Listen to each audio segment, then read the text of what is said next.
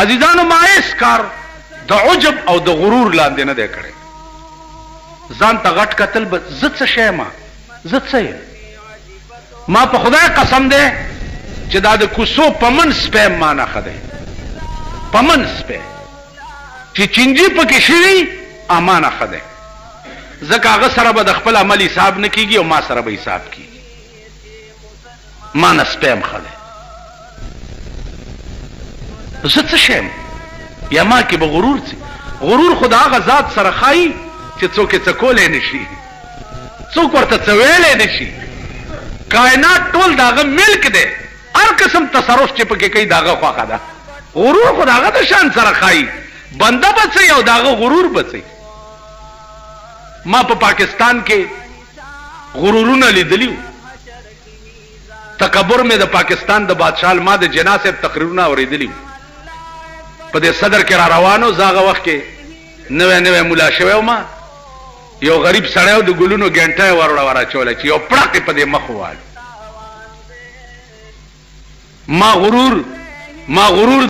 ما غرور د یحیی خان لیدلی و،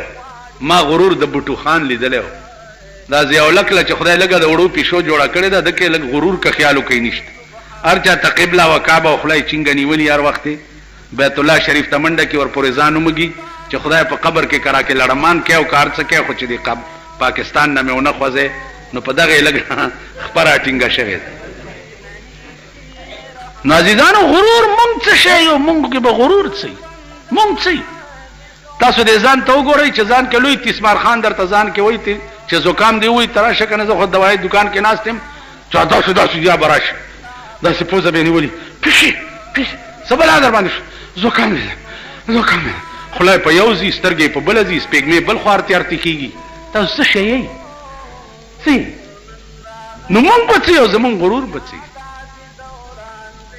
نو در بهارا که شود سرسبز سنگ، خاک شو تا گل بروید رنگ رنگ. که ځان ګلونه کول غواړئ نو خاورې شئ، نو رنگ رنگ ګلونه به ونیسئ. اوس وحی عرفانی او القایی هغه بیان ستاسو په مخ کې تیرې جمعې نه شروع دی. هغه بیان دا دی چې نیکانو الله والا خلقو ته په زړه کې القا وشي، الهام ورته وشي. دا هم گویا کې یو قسم دی د وحی نه. لکه حدیث کې راځي چې رویای صالحه چې دي، نیک خوبونه، دا هم جزء من اجزاء النبوه، د نبوت د اجزاؤنا دا هم یو جز ده. نو عرض داو چې وحی عرفانی چې دا د الله والا خلق په زړه کې الله پاک الهام او القاو کی. نو گویا دغه القا چې کوم ده دا هم یو جز د وحی ده. د قران کریم یو تفسیر ده، هغه ته تفسیر مظهری وایي. دا لیکل دی مولانا ثناء الله پانی پتی په هندوستان پانی پت کې یو ډېر لوی ولی او ډېر لوی عالم او ډېر لوی بزرگ تیر شوی. که تاسو خیال وکړئ اولیاء الله او نیکان چې دي نو دا هم په علماو کې تیری. جاهل سړی او بے علم سړی چې دی هغه ولی او بزرگ نشي جوړېدی، ځکه چې د ولی او بزرگ غرض دای چې هغه به لار کې ولاړی او کوم لار چې خدای ته تلی وي دغه لار به خلقو ته ښیي. نو کوم سړی ته چې د خدای لار په خپله نه معلومه نو هغه به بل ته څه وښیي. او خفت را خفت کی کند بیدار، یو اوده بل اوده چرته ویښولی شي، اخر اوده ویښولو دپاره ویښ سړی پکار. او چې سړی په خپله اوده وي نو هغه به گویا کې بل اوده څه راویښ کړي. نو د ولایت د پاره علم چې دی هغه شرط دی. د پروردگار عالم شان او ذات هغه د سړی په خپله پیژندلی وي نو هغه د بل سړي ته وښیي که چا چې په خپله نه یې پیژندلی نو هغه بل ته چرته ښودی شي. عزیزانو علماء محدثینو لیکلي دي چې د رسول الله صلی الله علیه وسلم په مکه معظمه کې دعوه د نبوت کول په دغه وخت کې دوه قسمه خلق او د دعوه د نبوت داسې شی و لکه په یک دم تیاره کې چې د 1000 واټ بلب بل شي. نو په دې حیواناتو کې تاسو وګورئ دوه قسمه مخلوق دی. یو داسې حیوان دی چې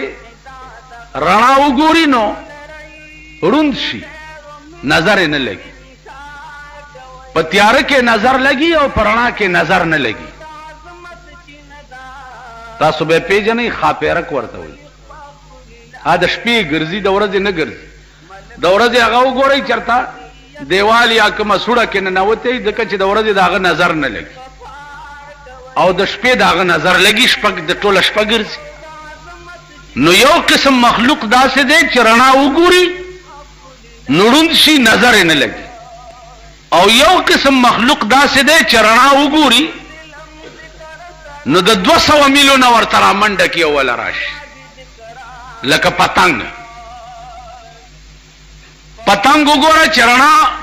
وګوري چې ګوري د دنیا پتنګان به ولا راشي.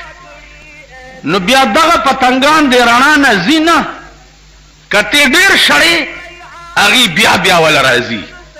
کته بیا شړې هغې بیا بیا ولا راځي. نو تر هغې پورې د دې رڼا نه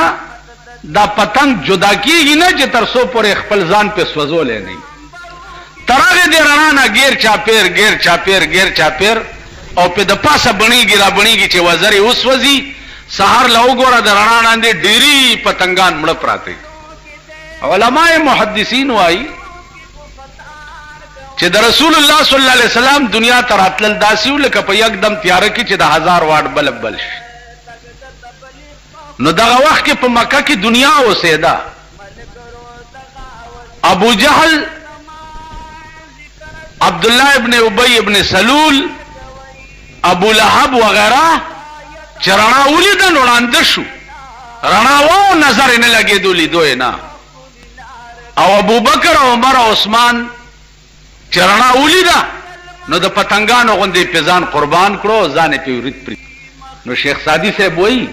دا ډېر لوی سړی تېر شوی. اوس عزیزانو زمونږ ملک کې شیخ سادي مونږه سپیجنو یا مولانا روم سپیجنو کنه چې مونږ اوس دې ورځو کې که خیال وکړي، اول د منبرای په غم و، اوس چې د میرای په غم یو چې میر به څوک جوړېږي. د ښار کې تاسو ګورئ او د کلو ملو کې کلو کې چیرمین به څوک جوړېږي. لکه په توره بلا دې ټول والی شي، خو څوک به میر شي یا څوک به چورمین شي، څه بلا خو به پې وشي. څه غم وړي یې کم بختو بدبختو چې شپه او ورځ بل غم نشته، خو بس اړد خوړد جوړ دی. هلته پې صاحبه حکومت اعلان وکړو چې میر چې دی هغه به مسلم لیگ جوړېږي. دا ملک د مسلم لیګو د پلار ټیکه ده. جنیجو په مدینه منوره کې اعلان وکړو چې 80% ممبران چې دي هغه مسلم لیگ کامیاب شوي دي. مدینه کې ته په غبرګو سترګو ړوند شي، اوس په مدینه کې تا سره د مسلم لیګ غم دی. هلته خو د پیغمبر روضې ته ودرېږه، درود ووایه، سلام ووایه، دعا وکړه د پاکستان ته چې خدای زه وزیر اعظم ما پروردګاره ته پکې د دې قهر او غضب نه مونږ خلاص کې، د بمبارون هم خلاص کې. خدای دا پردي بچي چې کباب کېږي د ملک له د خیر اسباب جوړ کې په ټپ وړون شي. هلته دا دعا وکړه نو ته 80% مسلم لیگ کامیاب شي. دا ستا ملک. زه خو تاسو ته ایماني وایم چې دغې جمعې مونځ ورکولو نه مې مړه تور شوی. کار کله مې پرېښو یا زه وروره لرې کېږئ. دا څه ملک دی یا دا څه قوم دی؟ ورځ بیرته در باندې د دشمن جاز راشي. پرون چې تا د لنډي کوتل نه 18 امبولنسو کې د بم کباب شوي خلق راوړه. 18 امبولنسو کې او بیا حلم نه وی، حلم نه وی. پرون د 400 د اډې نه دی څومره خلک په بمونو تیکه شوي خلق راوړه. ورځ بیرته. نو پرون راته یو اخبار والا ټلیفون کړی و، وی چې څه بیان ورکول غواړي مال یو دوه شعر دي که پکې دا وراولې نور څه بیان خو مال نه راځي ویلو آیا مالا شعرونه دا دي چې کوئی ظالم ہے اور کوئی مظلوم کوئی ظالم ہے اور کوئی مظلوم کوئی آقا ہے اور کوئی محکوم ہے کوئی تخت کے بنانے میں ہے کوئی تخت کے بنانے میں کوئی تختہ پہ ہے نہلانے میں چرته څوک لګیا دي تخت جوړي حکومت جوړي اقتدار جوړي کوئی تختہ پہ ہے نہلانے میں چرته د مور یو بچے دے په بم کې الوته دے په تختہ پروت ته لمبئی قبر د پاره تیاری ہے کوئی تخت کے بنانے میں ہے کوئی تختہ پہ ہے نہلانے میں کہیں زینت میں مست ہے دلہن کہیں میت کا سل رہا ہے کفن چرته خزه ناستی دی ناوی جوړی بار سړی په جنج راغلی دی کلاشنکوف اور سره دی او دزه کوي او چرته د مړو کپنې ګنډلې کی نه دا شعرونه دي که دا اخبار کې لیکلی شي دا زمونږ ملک نو زما عزیزانو عرض داو چې ملک نن د الله تعالی په عظیم قهر او غضب کې گرفتار دی عظیم دینه مخکې ګورئ چې نور به څه کېږي نن خبر پوهیږئ پوه موی نه د روس صدر چې امریکې ته تللی و 6,000 صحافیان امریکې ته رسېدلي صحافي پیژنئ ماما څه ته وایي و یو طایفه دغه عربو سره چې کوم دي یو منټ پوه نه شوې ماما پوه نه شوې ما خو درته وایي زما خو بیړه غرقه ده ته پوه شوې که نه هغه د خدای ساده راته خوله کې ناست یې که نه چې په خبره نه پوهېږئ 6,000 صحافیان امریکې ته رسېدلي دي 6,000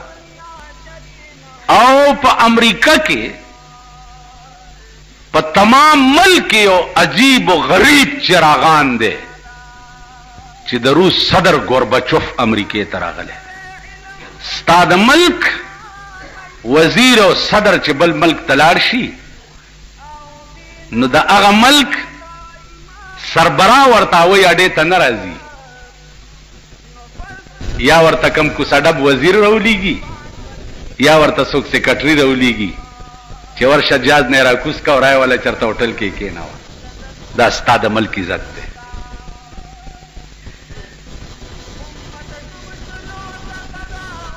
عرب ملکونو ته تللی دی پته ولګوئ چې شاه فهد د سعودي عرب سربراه چې دی شاه فهد راغلی دی ایرپورټ ته د دوی ریسیو کولو لپاره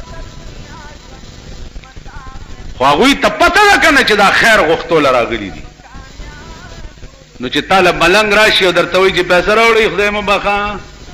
نو ته به ورپاسې تاسو به ورپاسئ ورپاسې خو به هغه چاله چې ته پوهې چې دا څه سړی راغی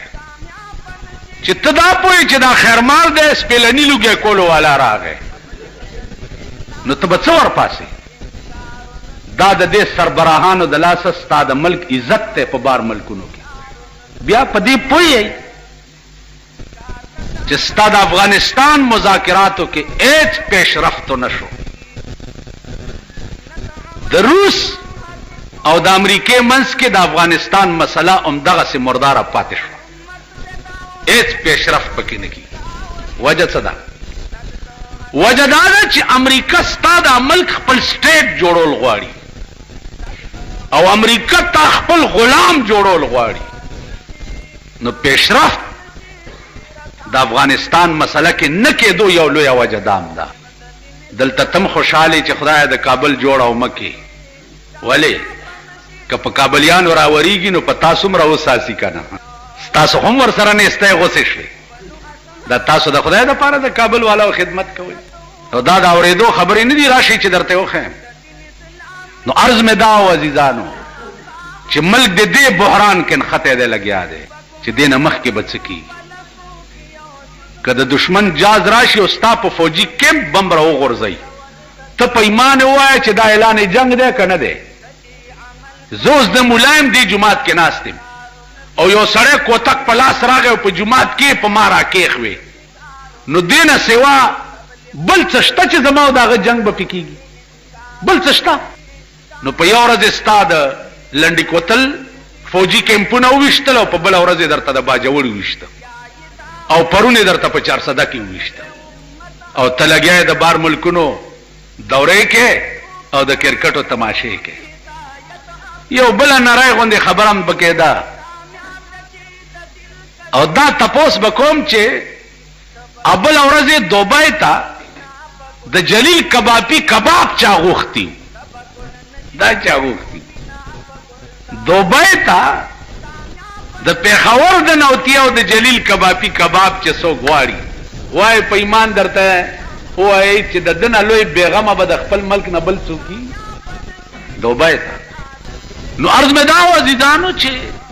زمونږ ژوند خو انتهایی خطره کې دی او مونږ ته د 1 منټ هم پته نه لګي چې هر چېرته ناست دی نو ته په امن کې نه یې که په کور کې په امن کې نه یې که په دکان کې په امن کې نه یې که په لاره روان یې په امن کې روان به یو غړز به شي تیکه تیکه به پروت د ملک د بې امنۍ دا حال او حکومت سره غم د دې دی چې اله دا د چواړیانو مشر جمعدار بم مونږه مسلم لیگ جوړو په دې ملک کې دا نور خلق د خدای بندگان نه دي یا د نورو په دې ملک کې څه حق نشته دا د مسلم لیگ کو جایگیر دی د ایمان تقاضا دا ده او ایمان دا ده چې د هرې صوبې سربراه اعلان وکړي چې ټول ممبران آزاد دي چې څوک یې خوښه یې هغه د میر جوړ کړي په کار خو داسې ټول آزاد نه ټول راوغواړي او لاس ورته بربند کړي چې دا ګورئ کرت کوئ او نه جي مونږ څه ویلي په مونږ دا ممبران دا د مور په ورني کې ما پېژندلي دا ممبرانو ایمان به زه تاسو ته وښیم د تاسو چې ورته زمبی زمبی کېدی او دا کامیاب کړي دي دا به درته زه وښیم یو نوابو اعلان یې په کلي کې وکړه چې هلکه څوک ملا نه کوي که در کې ملا پیدا شو نو تبا کوم وی جي نه کوم مونږ ملاتوب نه توبه ده پټه یې صلاح کړې ده چې د دې نواب مطلب څه دی راځئ پټ پکې یو ملا کوي پټ یو سړی هندوستان ته لېږلی دی او لسته کاله کې ښه عالم شوی دی او کلي ته راغی چې راغی نواب ته وایي چې جي مونږ کې خو یو ملا پیدا شو وی څوک دی وی افلانې وی تاسو یې راولئ نو د نوابانو ته که خیال وکړي دا غټې متکې پرتې وي متکه پېژنئ غټ بالښت لوی کټ او غټ بالښت او توره یې رایستې ده او په بالښت کې داسې ایښې ده ملا یې وله راوست ها ملا صاحب کوم ځای کې د علم وکړو نواب ورته وایي د نوابانو خبرې مې اورېدلي چېرته د خانانو خو به مې اورېدلي که نه خان نواب خا علم دې وکړو او جي هم عالم شوې وی او جي څه خو پاتې نه دي وی نه جي یو ټکی هم نه دی پاتې ټول کتابونه مې خلاص کړو ویل ګوره ملا صاحب څه به پاتې پکې ویل نه جي بلکل بس تورې ته لاس کړه نواب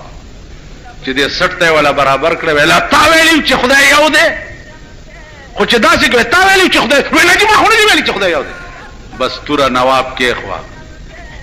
کلی خلقو ته وی ما چې درته وی چې ملا جوړ نه کوي که دا ملا وی نو د تورې په کتو سره د خدای د یووالي نه انکار وکړو که ونه کړو ځای ویلې ما تاسو ته پېژندلي وایي چې تاسو کې که ملا جوړم شي توره به نه شي کولی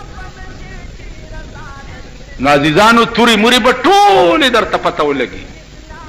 او د ملک به ګورې چې جس کی لاټھی اس کی بھینس دا ټول به د خان د خولې نوکرانی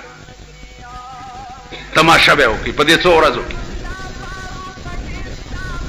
نو دا زمونږ د ژوند حال دی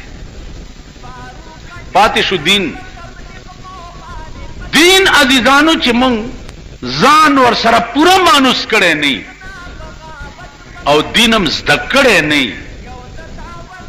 نو تر هغې پورې خدای سره هم زمونږ ګډ جوړ نه جوړېږي نو چې هر کله دین دې زده نه کو خدای سره دې ګډ جوړ نه دی جوړ او دنیا کې دې دا حال دی نو نہ خدا ہی ملا نہ وصال صنم نہ ادھر کے رہے ہو نہ ادھر القاء عرفانی پورے میں در تارس کولو جو قرآن کی آیات راضی یمحو اللہ ما یشاء اللہ محوکی اغا شے چکم د در رضا وشي لوح محفوظ چې سلی کلی دی چې د خدای رضا وشي نو هغه محوکی داغه په ځای نور سولی دا دغه کار مجدد الفسانی رحمت الله علیه د زامنو یو استاد مولانا طاهر نامه و نو مجدد الفسانی رحمت الله علیه مراقبه ده او مراقبه کې عزیزانو داغه نظر پر لوح محفوظ پرې وته اوس دا 13 جمعه ما تاسو ته ویلو چې مراقبه دا هغه علم ده او هغه شان ده چې دی وخت کې مونږه پیژنوم نه په زبزوز دا خبره درته کوم زما دا یقین دی چې تاسو په پوهیږئ نه دا می یقین دی پیژنده خو پرې دا می یقین دی چې پوهیږئ په نه چې مراقبه څه ته وایي نو مجدد الفسانی رحمت الله علیه مراقبه کې دا هغه وحی عرفانی او وحی القایی ده په لوح محفوظ نظر پریوتو نو دا د زامنو استاد چې کومو مولانا طاهر سے دا پاس په لوح محفوظ لیکلو شقی معنی بدبخت نو ډېر خپه شو او خیال یې وکړ چې دا سړی خو زما د زامنو ډېر خدمت کوي او په لوح محفوظ چې بدبخت لیکلی دی د دې نتیجه دا چې آخر الامر به دی جهنم ته ځي نو مجدد الفسانی رحمت الله علیه فرمایي چې ما ته د خپلو بزرګانو اقوال رایاد شو چې د نیکانو په دعا باندې الله پاک تقدیر هم رد کوي نو تقدیر کې بیا دو قسم دي تاسو علم کلام وینا خو پریدا او کتیم پریدا خو بہرحال تقدیر کې دو قسم دي یو تقدیر مبرم ده او یو تقدیر معلق ده نو تقدیر معلق چې ده الغا الله پاک د نیکانو په دعا باندې رد کی لکه حدیث کې راځي چې یو سړی نیک کار کوي چې د داو د جنت منځ کې یو لیش فاصله پاتې شي نو یو داسې کار تی وشي چې بیا د داو د جهنم منځ کې یو لیش فاصله پاتې شي بد کارونه کوي چې د داو د جهنم منځ کې یو لیش فاصله یو کار تی داسې وشي چې بیا د داو د جنت منځ کې یو لیش فاصله پاتې کیس پتہ نه لګي مقبول عبادت په ټولو عبادتو کې پټ دی ایس پتہ نه لګي چې دا الله زیات رضا چې دا غ پڅ شي کېدا جمعات نه براوته 200 نفل بدی کړي تسبیح بدی اړولي خو چې جمعات نه روزي لکه بدی داسې څه تیر شوی چې یاره نن خو مې ډېره خواري وکړه هغه ارس دی لاړه دوړه شو بار چلار شي یو سړی به ولاړی د ننبعي دکان سره چې وګېما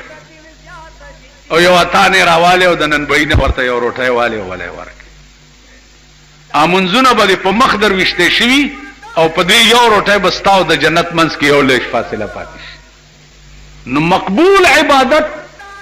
په ټولو عبادتو کې پټ دی د پاره دی چې یو نیکۍ تبنا اسره کې هر نیکۍ تب ورتر غاړه وځي هر نیکۍ دا بنوي چې دا لاره کې کانه پروت ته دا بلا څنی کی مړه خو زخ پته واړه نه نه زرګونه منځونه بستا یو طرف ته لارې نه کانه دی خو کول چې ته سوک تینده کو نخوري دا اب لری شي او دا به قبول شي په دې به جنت تلار شي ما خبره پوهیږي نو مقبول عبادت په ټولو عبادتو کې پټ دی هیڅ پته نه عاشقان ډیر پرات رمضان دی په درد سنم عاشقان ډیر پرات رمضان دی په درد سنم معشوقي عاشقان خو ډیر زیات دي اوس دا هیڅ پته نه لګي چې د معشوقي منظور نظر څوک دی هیڅ پته نه یو معشوقه ده او زرګونه عاشقان او د معشوقي په نظر کې څوک دی دا پته یا خدای ته پته ده یا د معشوقي ته پته ده چې دا غیړه چا سره نو زما عزیزانو مجدد الفسانی رحمت الله علیه دعاګانې شروع کړې چې بار الہ دا سړی خو ډېر محنتي او خواري کخ سړی دی او په لوح محفوظ شقي لیکلی شوی دی خدای ته په کرم او مهرباني څه زمانه پس مجدد الفسانی رحمت الله علیه ته پړه کې القا وشوه چې مراقبه یې وکړه چې په لوح محفوظ یې وکته نو د شقي په ځای سعید لیکلی شوی یعنی د نیکبخت بدبخت په ځای نیکبخت لیکلی شوی ڈاکٹر اقبال ہوئی نگاہ مرد مومن سے بدل جاتی ہے تقدیریں یہ خاکی افری فطرت میں نہ نوری ہے نہ ناری ہے اس علماء لکی چې تقدیر مبرم کی بیا دو قسمت یو تقدیر مبرم په لوح محفوظ او فی علم اللہ یو تقدیر مبرم دیتا ہوئی چې دا اللہ په علم کی معلق وی او په لوح محفوظ مبرم لیکل شي نو دغه مبرم چې د الله په علم کې معلق وي دام د الله والو په دعا باندې رد کی عزیزانو دعا ډېر خشه او هغه دعا ډېر خشه ده چې تنه او تا پسې پشي شازه وکم تنه ته خبرم نه او تا پسې پشي شا یو خدا زمونږ د ملک دعاګانې دي کنه دا پیرانو میرانو لا چې ورشه صاحب دوانه به منو باسي موټه والا ګرم کینو یا الله دا سه اكو بکو دي چتلې خبرم نه او ز تاسو په شیشه دعا عمر فاروق رضی الله تعالی عنہ یو صحابي راغی عمره تروانم دعا راته وک هغه دعا ودرته وکم ان شاء الله چې تلار شي ورته یا اخیا یا اخیا لا تنسانا فی دعائک اے رورگوٹیا چې التما دعا نه ایر نکی التما د پارم دعا عمر فاروق دعا ډیر خشه رسول الله صلی الله علیه وسلم ندی فرمایلی چې اذان وشي نو دعا کوي علماء لیکلی دي چې په دوه ټیمه کې دعا چې دا الله ته ډیره قبول ده یو چې اذان ختم شي او دعا وکي لا سوچته او کنه اوچته یو چې اذان ختم شي او یو چې خطیب خطبه وای د جمعې په ورځ یو خطبه وای او کینی او بل تپاسی په دغه ټیم کې چې څه دعا دې وکړه نو خدای قبلای ټونه والا د جمعې په ورځ تر نور پرې وته پورې په دې ټیم کې یو وخت داسې دی چې د سړي هر دعا ور سره ور برابر شي بس پارټي کې خدای قبلای نو د جمعې ورځ چې د عزیزانو ټول ورځ په دعاګانو تیروي چې هغه وخت خدای در برابر کی او پکې دعا قبول شي اذان کې وګوره دعا ته محتاج جناب رسول الله صلی الله علیه وسلم وګوره اللهم رب هذه الدعوه التامه اذان نرست دا دعا وی خلق ها وابعثه څنګه ده وابعثه مقاما محمودا پیغمبر فرمایلی دي چې د اذان نرستو ما د پاره دا دعا کوي چې خدایا ما هغه مقام محمود ته ولېږي. معلومیږي دا چې په جنت کې یو داسې ځای دی چې پیغمبرم ورته محتاج. زما په خبره پوهېږئ که نو زه او تا د احتیاج نه بار خو نه یو کنه. مونږ خو 24 ګنټې خدای ته محتاج. 24 ګنټې تاسو خیال راغی که تاسو خیال وکړئ زمونږ دې ملک کې جګړې دي صاحبه مانځه نه وروسته دوا شته او نشته او کوه او مه کوه او که نه. یو ورځ دلته یو طالب ما ته وی یاره تقریر خو دې ډېر ښه وکړو خو دا سنتو نه وروسته دی چې دوا وکړه نو دغه لږه ښه نه وه. زه هلته ستړی یم یو چې دا مونځ وشي دلته ما نه مسلو تپوس وکړئ بیا غوسه غوندې راځي دماغ ستړي شي. ما ورته ویل بچیه داسې چل دی چې د خدای پاک ته زمونږ ډېر کارونه پاتې دي او ته غواړو یې که ستا ورته حاجت نه وي مې کوه نو خو ما مه تنګوه. که ستا ضرورت خدای ته نه وي که نه مې کوه. نو بس 4 دیخی اوچت پاسې دولار سنتو نه رستو دوا. عزیزانو دا یاد لرئ مفتی کفایت الله رحمه الله تعالی و تبارک د هندوستان په ځمکه دومره لوی عالم تیر شوی دی که د ټولې دنیا علم په یو تله کې واچي او د مفتی کفایت الله علم په بله تله کې واچي نو دا به پې دروند شي. د دومره لوی علم خاوند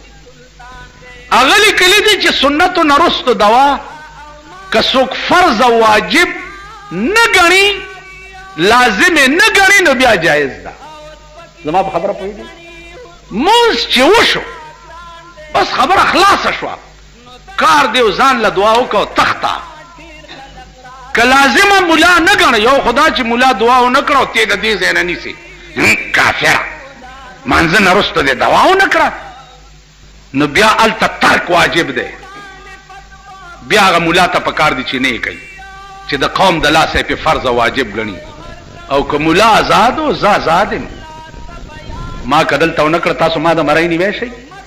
څه ټیپرم په ما خرڅ کړي دي خیال هم راغی جي ځئ خپل کار کوئ چې لازم یې نه ګڼي نو مفتی کفایت الله لیکلي چې بیا جایز دي بس جګړه ختمه شوه. زما په دې خبره پوهېږئ نو عرض مې دا و عزیزانو چې خبره د جګړې نه سوا په افهام و تفهیم هم حل کېږي. زه او ته خو د کتاب تابع خلق یو د ائمه او تابع خلق یو. تاسو خیال راغی بیګا یو سړی مانه تپوس وکړو چې جی عربو ته تللی وم هغې خو ټول دلې لاس ږدي او مونځ کوي په دې سینه لاس ږدي. مال هغې مور مونځ دا مونځ مور نه یاد کړی دی نو مور خو یې دلته لاس ایښو ویلې رښتیا دی نو پوه خو شم چې دا خو بس خالي په لکۍ نیمګړی دی نور برابر دی مال ته بل ټایم بیا راشه بیا به دې پوه کړم. نو کېدی شي وې سبا به د جمعې مونځ ته راځم نن راغلی بیا ادبي دی معافي غواړم. دې خوا وګورئ دلې لاس نامه نه لاندې لاس دا توسع فی الدین ده. توسع فی الدین دې ته وایي چې لاس ته که دلې کېښو مونځ شو که دې دلې کېښو مونځ شو که دې دلې کېښو مونځ شو که دې زوړند ونیوه قرت ته وویلو مونځ شو. زما په خبره پوهېږئ دې ته وایي توسع فی الدین. په دین کې ضیقت او تنګي نشته فراخي ده پکې. غوږونو ته ګوتې وړل وګورئ 3 روایت راغلي پیغمبر دې ځای ته لاس کول او نیت تړل دام شته دې منکبینو پورې اوږو پورې دام شته الی شحمتیل اذن د دې غوږونو تر دې پیسکو ته مخامخ کولو ګوتو پورې دام شته. نو که چا داسې وکړو نیت یې وتړل که چا داسې وکړو که چا داسې وکړو 3 واړو کې توسع ده نیت وتړلی شو هېڅ مذایقه نشته. د ائمه اربعو په دې کې اصولي هېڅ اختلاف نشته چې که غوږونه دې راونه نیول د شیخانو غوندې نیت مې وکړو نیت مې کړی نیت مې وکړو هلته ته امام رکعت هم وکړي دی غوږونه راکاږي بیخ دی وزا خو بس الله اکبر کا خلاصې کوا د غوګونه رانیولې نیت مې وکړ نیت مې کړې نیت مې وکړ نیت مې کړې او سلور رکعات او سلور رکعات او سلور رکعات په دې قهر دا زمون سپینګيري اخته یو بوډا مې چې ژوندې پرې نخوي د دوی د لاس لاس تنګ په دې قهر اخته خو پوي نه دا لوی ګناه ستاده چې تا علم نه ده علم وې ایس تکلیف بدرته درته ایمانی ویم زه په دې خپل لړ کې مطمئن یم الحمدلله ثم الحمدلله د خدای لاک لاک شکرونه په قران او حدیث په اصول یې پوي کړي چې څه اصلي دین دی دغه په اصول پویم ما ته هیڅ تکلیف نشته او نستا سو دوا پکار دا راته مخامخ چا جرأت کړي دی دا سړی کو سړب مو سړب په شیشه لګیای بجګر مولا دا خبره ده سکړې دا ده سکړې هغه ورځ یو سړی راغی وې تا په تقریر کې دا پلانې خبره ده سکړې دا زمون مولا خو چې دا سړي ته ماته لګ مال راواله نو په سبا راغی وې جا خو چې زنه ورزم مال چې ناراضي خو درو وې غلط وې ظالم ته لګ راواله چې ما پوي کی کزه تقریر کې غلطه خبره وکم زما دا ایمان ده چې برملا به معافي وغواړم او به ویم چې دا خبره ما غلطه کړې ده توبه به وباسم چې خدای دې ما ته معافي وکړي توبه به وباسم